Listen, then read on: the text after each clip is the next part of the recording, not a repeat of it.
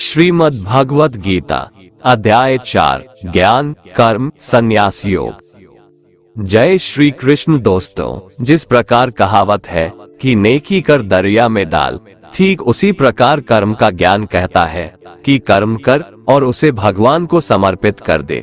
गीता के चौथे अध्याय में श्री भगवान ज्ञान कर्म और संन्यास योग के बारे में बताएंगे। तो चलिए सुनते हैं भगवत गीता का अध्याय 4 ज्ञान कर्म संन्यास योग।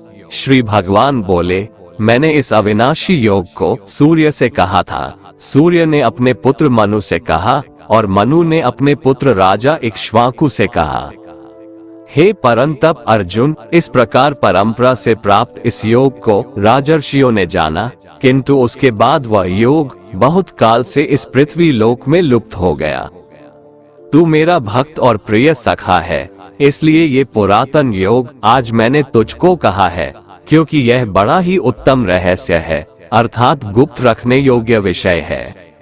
अर्जुन बोले, आपका जन्म तो अभी हाल का है और सूर्य का जन्म बहुत पुराना है, अर्थात कल्प के आदि में हो चुका था। तब मैं इस बात को कैसे समझूं कि आप ही ने कल्प के आदि में सूर्य से यह योग कहा था।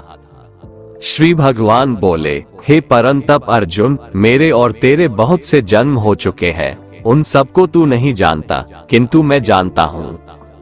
मैं अजन्मा और अविनाशी स्वरूप होते हुए भी तथा समस्त प्राणियों का ईश्वर होते हुए भी अपनी प्रकृति को अधीन करके अपनी योग माया से प्रकट होता हूँ।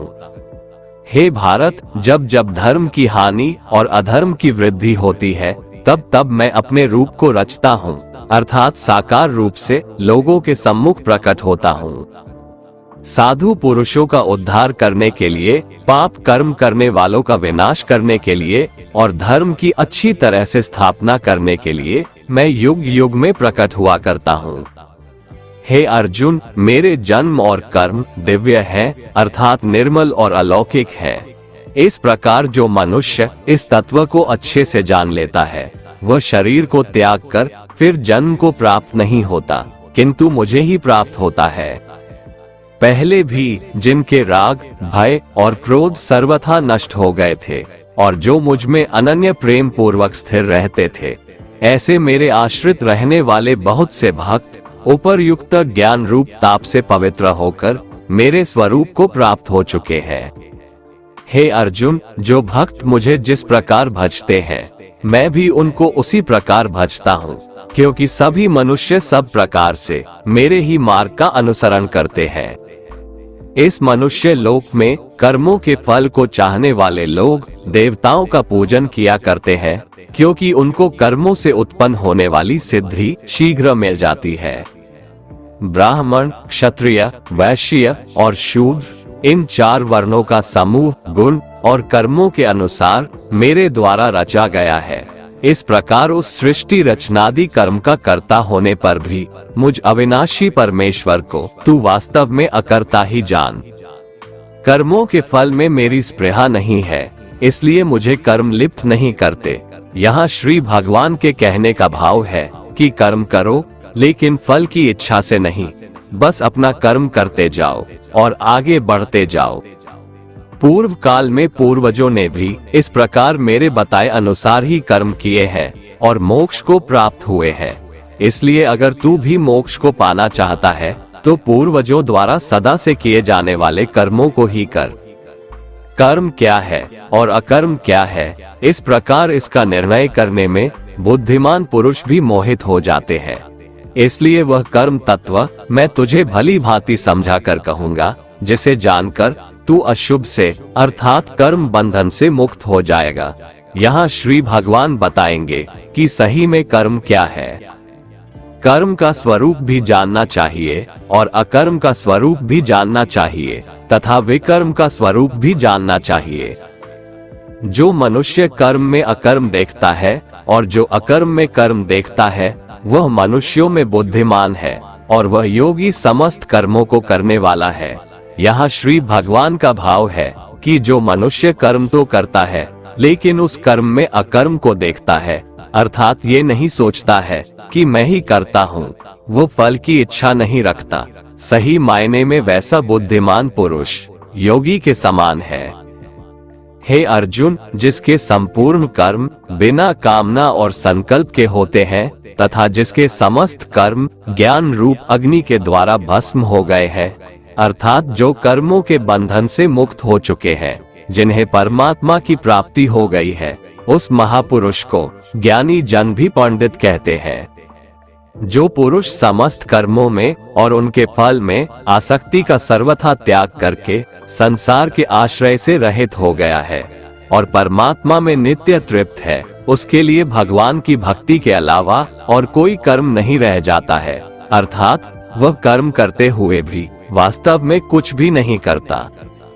जिसने अपने मन और इंद्रियों को जीत लिया है और जिसने समस्त भोगों की सामग्री का परित्याग कर दिया है, ऐसा आशा रहित पुरुष केवल शरीर संबंधी कर्म करता हुआ भी पापों को नहीं प्राप्त होता है। जिसको बिना मांगे जो मिले उसी में संतुष्ट रहता है, जो न किसी से ईर्ष्या करता है और न द्वेष, जो सुख दुख को एक समान भाव से देखता है, ऐसा मनुष्य कर्म योगी कहलाता है। जिसकी आसक्ति सर्वथा नष्ट हो गई है, जो अपने देह पर अभिमान नहीं करता और जो ममता से रहित हो गया है, जिसका चित्त निरंतर परमात्मा के ज्ञान में स्थित रहता है, वैसा कर्मयोगी अपना कर्म यज्ञ की तरह करता है और मोक्ष को प्राप्त होता है। जो अपना सब कुछ परमात्मा को अर्पित कर देता है, जिसके लिए परमात्मा ही सब कुछ है, जो अपने हर कर्म में परमात्मा को देखता है और हर कर्म परमात्मा के लिए करता है, वैसा कर्मयोगी मोक्ष का अधिकारी होता है। कुछ योगी देवताओं को सब कुछ मानकर यज्ञ को उनको समर्पित करते हैं और जो पहुँचे हुए कर्म योगी होते हैं, वो ब्रह्म को सब कुछ मानकर यज्ञ को सौंपते हैं। चाहे आप राम, कृष्ण, शिव या दुर्गा या अपने इष्ट को सब कुछ सौंपकर यज्ञ करें या ब्रह्म को सबसे बड़ा सच मानकर कर्म करें, इससे कोई फर्क नहीं पड़ता है। बस ये याद रखना है कि आपका कर्म भी एक यज्ञ है, जिसमें आप उस ईश्वर को अपना सब कुछ सौंप के बस काम में लग जाते हैं। जो योगी होते हैं वो अपने संयम की आग में अपने इंद्रियों को अर्थात अपनी इच्छाओं को डालकर भस्म कर देते हैं, और जो योगी नहीं होते हैं वो ठीक इसका उल्टा करते हैं। वो अपना सब कुछ इन इंद्रियों में भस्म कर देते हैं, अर्थात अपने इंद्रियों का गुलाम बन जाते हैं। अपनी इंद्रियों को वश में करने का सबसे बड़ा तरीका है ज्ञान। ज्ञान से ही योगी लोग अपने मन को नियंत्रण में करते हैं। जब भी कोई बुरा विचार आता है तो उनका ज्ञान ही उसे बताता है कि उनका लक्ष्य ये नहीं है। कई पुरुष द्रव्य संबंधी यज्ञ करने वाले हैं, कितने ही तपस्या रूप यज्ञ करने वाले हैं, तथा दूसरे कितने ही योग रूप यज्ञ करने वाले हैं। कितने ही अहिंसादि तीक्ष्ण व्रतों से युक्त यत्नशील पुरुष स्वाध्याय रूप ज्ञान यज्ञ करने वाले हैं, इसलिए अपना यज्ञ चुनकर कर्म करें। दूसरे कितने ही योगी जन अपान वायु में प्राणवायु को हवन करते हैं, वैसे ही अन्य योगी जन प्राणवायु में अपान वायु को हवन करते हैं, तथा अन्य कितने ही नियमित आहार करने वाले प्राणायाम परायण पुरुष प्राण और अपान की गति को रोककर प्राणों को प्राणों में ही हवन किया करते हैं। ये सभी साधक यज्ञों द्वारा पापों का नाश कर देने वाले और यज्ञों को जानने वाले हैं। प्राण का अर्थ है सांस अंदर खींचना और अपान का अर्थ है सांस को छोड़ना। कौन कितना पहुंचा हुआ योगी है उसकी अलग अलग अवस्था होती है। यहाँ श्री भगवान यही समझा रहे हैं। हे कुरुश्रेष्ठ अर्जुन, यज्ञ से बचे हुए अमृत का अनुभव करने वाले योगी जन सनातन पर ब्रह्म परमात्मा को प्राप्त होते हैं, और यज्ञ न करने वाले पुरुष के लिए तो यह मनुष्य लोक भी सुखदायक नहीं है, फिर परलोक कैसे सुखदायक हो सकता है। यज्ञ करने के बाद जो बचता है उसे श्री कृष्ण अमृत बता रहे हैं, और ये अमृत सीधे भगवान तक ले जाता है। यहाँ यज्ञ को आप कर्म भी समझ सकते हैं। कर्म करने के बाद जो उसका फल हो उसे भगवान का आशीर्वाद समझ उसमें संतुष्ट होकर अपने अगले कर्म में लग जाना चाहिए। इसी प्रकार और भी बहुत तरह के यज्ञ वेद की वाणी में विस्तार से कहे गए हैं। उन सब को तू मन, इंद्रिय और शरीर की क्रिया द्वारा संपन्न होने वाला जान। इस प्रकार तत्व से जानकर उनके अनुष्ठान द्वारा तू कर्म बंधन से सर्वथा मुक्त हो जाएगा, अर्थात तू परमात्मा को प्राप्त हो जाएगा। हे परंतप अर्जुन, आहुति चढ़ाकर किए गए यज्ञ की अपेक्षा ज्ञान यज्ञ अत्यंत श्रेष्ठ है।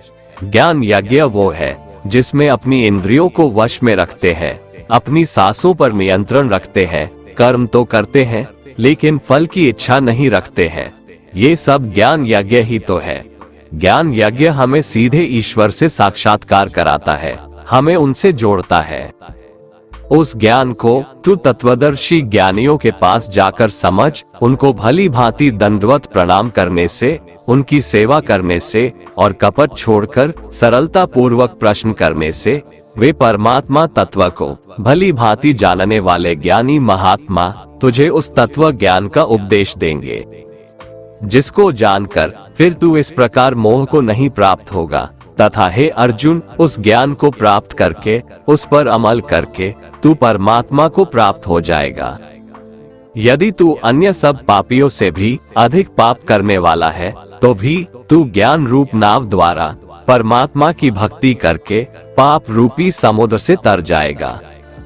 क्योंकि हे अर्जुन, जैसे प्रज्वलित अग्नि ईंधनों को भस्ममय कर देता है, वैसे ही ज्ञान रूप अग्नि संपूर्ण कर्मों को भस्ममय कर देता है और मनुष्य परमात्मा को प्राप्त हो जाता है। इस संसार में ज्ञान के समान पवित्र करने वाला निसंदेह कुछ भी नहीं है। उस ज्ञान को कितने ही काल से कर्मयोग के द्वारा मनुष्य अपनी मृत्यु के पश्चात अगले जन्म में अपने आप ही आत्मा में पा लेता है और वह मनुष्य फिर से कर्मयोग में लग जाता है, अर्थात ज्ञान कभी नष्ट नहीं होता है। जिसने अपनी इंद्रियों को जीत लिया है वह मनुष्य ज्ञान को प्राप्त होता है और भगवान की प्राप्ति कर परम शांति को प्राप्त हो जाता है। विवेकहीन और श्रद्धा रहित और संशय युक्त मनुष्य इस ज्ञान को कभी प्राप्त नहीं कर पाता है। ऐसे संशय युक्त मनुष्य के लिए न ये लोक है, न परलोक है और न सुख ही है। हे धनंजय, जिसने कर्मयोगी की विधि से समस्त कर्मों को परमात्मा में अर्पण कर दिया है और जिसने विवेक द्वारा समस्त संशयों का नाश कर दिया है, ऐसे वश में किए हुए मन वाले पुरुष को कर्म नहीं बांधते और वो सीधे परमात्मा को प्राप्त होते हैं। इसलिए हे भरतवंशी अर्जुन, तू हृदय में स्थित इस अज्ञान जनित अपने संशय का विवेक ज्ञान रूप तलवार द्वारा छेदन करके समत्व रूप कर्मयोग में स्थित हो जा और युद्ध के लिए खड़ा हो जा। इस प्रकार उपनिषद, ब्रह्म विद्या तथा योग शास्त्र रूप श्रीमद् भगवद गीता के श्री कृष्ण अर्जुन संवाद में ज्ञान, कर्म, संन्यास योग नाम का चौथा अध्याय संपूर्ण हुआ। दोस्तों, अगर आपको हमारा ये वीडियो पसंद आया तो कमेंट में जय श्री राधे कृष्ण लिखें और ऐसे ही प्रेरणादायक वीडियो देखने के लिए हमारे चैनल को सब्सक्राइब कर लें। जय श्री राधे कृष्ण।